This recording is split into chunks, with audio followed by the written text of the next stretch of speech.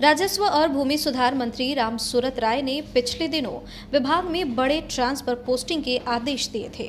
CM Nitish Kumar ने इन तबादलों पर रोक लगा दिया था, जिसके बाद इस मुद्दे पर जेडीयू और बीजेपी के नेताओं के बीच तकरार देखने को मिला। जेडीयू प्रवक्ता निखिल मंडल ने कहा कि जो नियुक्त करता है वह समीक्षा का भी अधिकार रखता है। वहीं मंत्री अशोक चौधरी ने इस मसले पर कुछ भी बोलने से इनकार कर दिया।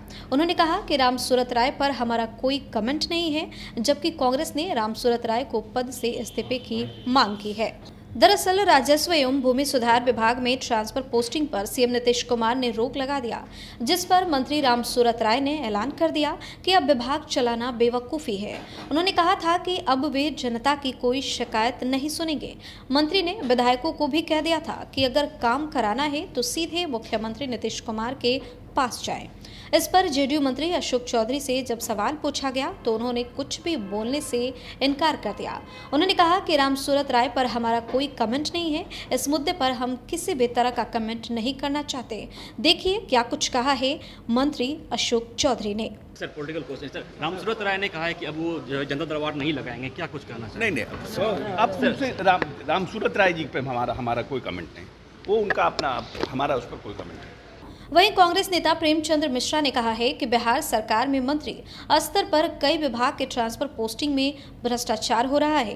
राजस्व विभाग में बड़े पैमाने पर ट्रांसफर पोस्टिंग की गई, लेकिन सीएम नीतीश कुमार ने रोक लगा दी। इससे स्पष्ट है कि भ्रष्टाचार हुआ है।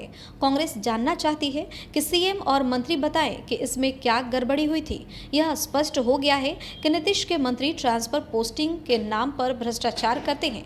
वहीं प्रेमचंद्र मिश्रा ने मंत्री रामसूरत राय से इस्तीफे की मांग की। उन्होंने कहा कि उन्हें पद पर रहने का अधिकार नहीं है।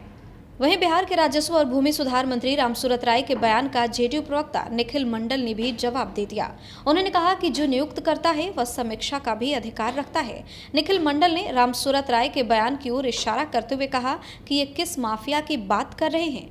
पिछले 16 से 17 सालों से ये माफिया जेल के सलाखों के पीछे सड़ रहे हैं। बड़े बड़े माफिया जेल में बंद है। उन्होंने कहा कि ठीक है, ये जनप्रतिनिधि की सेवा कर रहे हैं, लेकिन बिहार की जनता की सेवा का क्या।